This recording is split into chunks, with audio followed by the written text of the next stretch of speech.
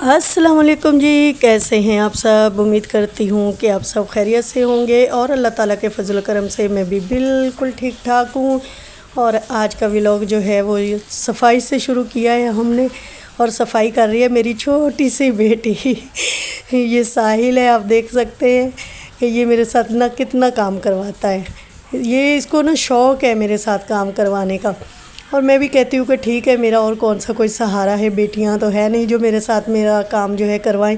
तो इसके साथ मुझे बहुत आसरा हो जाता है, बहुत ज़्यादा सुकून मिल जाता है।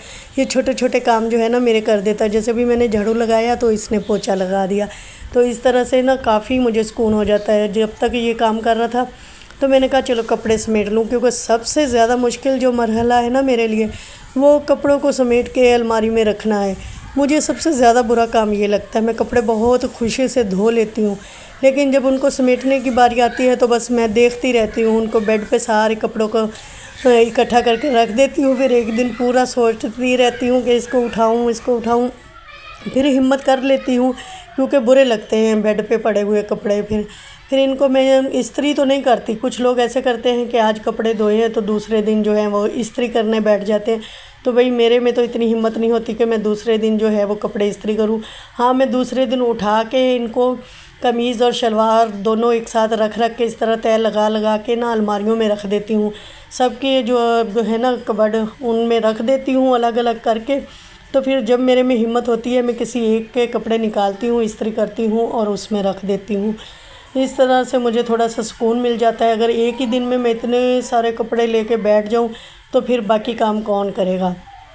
तो इस वजह से मैं जो है ना वो बड़े सुकून से काम करती हूँ, अपनी मर्ज़ी से ज़िंदगी गुजारती हूँ क्योंकि अगर आप ये सोच रहे हो ना कि ये कर ले तो फिर हम ज़िंदगी में सुकून करेंगे, ये कर ले तो ज़िंदगी में सुकून करेंगे, तो मेरी तरह प्लीज़ आप जो है ना ये ना सोचें। मैंने भी ये बहुत सोचा।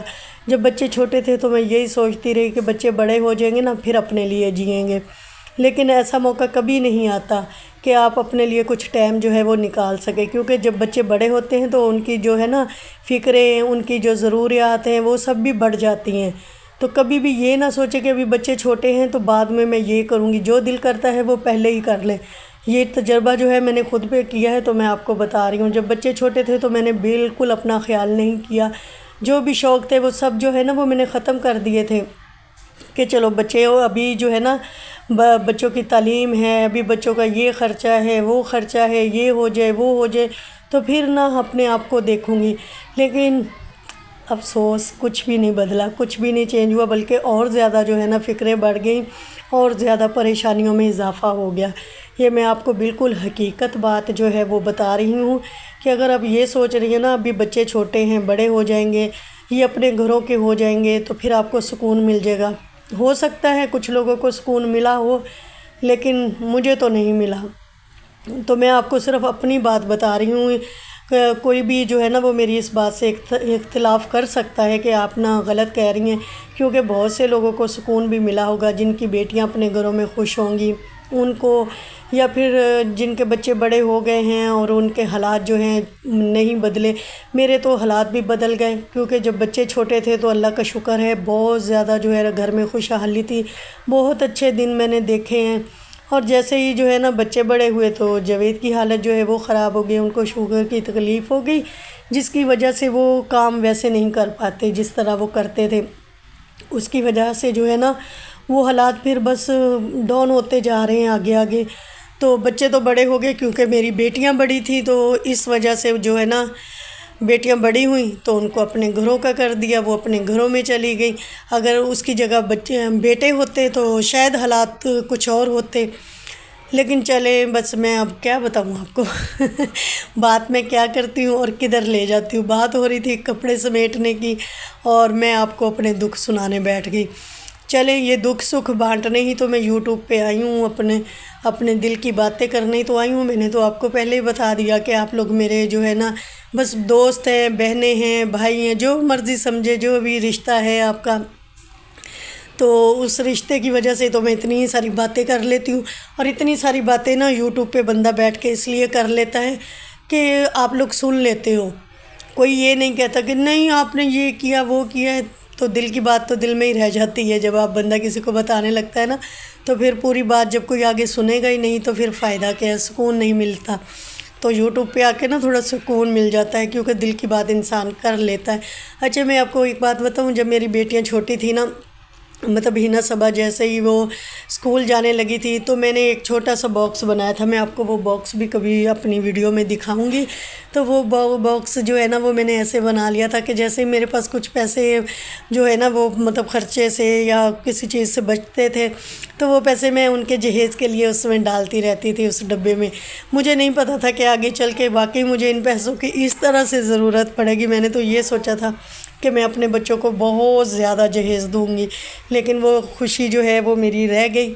दिया है मैंने अपनी हैसियत के मुताबिक, जो हो सकता था वो मैंने उनको दिया है, लेकिन जिस तरह से मैंने सोचा था ना कि बाकी के ख़र्चे जो है वो इसका पापा करेगा, और जो मतलब जो एक्स्ट्रा जो चीज़ें देनी होंगी वो मैं इनको दूंगी, लेकिन वो मैं नहीं दे पाई अपनी बच्चियों को, क्योंकि जो बॉक्स मैंने बनाया था ना बचत के लिए कि ये इसमें पैसे जमा करती रहूँगी, जैसे बच्चियाँ बड़ी हो जाएंगी तो इसमें बहुत सारा पैसा हो जाएगा, तो फिर मैं इसकी जो वो चीज़ें लूँगी जो मेरी बच्चियों को शौक़ होगा। मतलब कि इनके पापा तो जो देंगे सो देंगे, मैं वो दूंगी जो मतलब ये लोग बोलेंगे ना कि मम्मा हमें ये चीज़ अच्छी लगती है, वो अच्छी लगती है, तो वो मैं लेके दूंगी।